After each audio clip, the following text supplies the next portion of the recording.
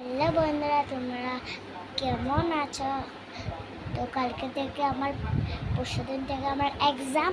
কালকে আমার first exam. তো সবাই আমার জন্য প্রে করবেন।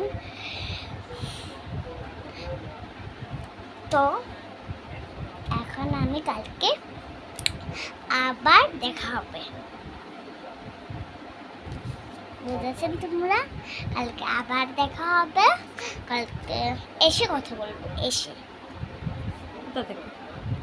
স্কুল থেকে। এক্সাম কীরকম হয়েছে জানাবে এসে? হ্যাঁ। পড়াশোনা তো করছো না, কী করে এক্সাম ভালো হবে? কেন, আমি তো সব পারি। সব পারো? হ্যাঁ।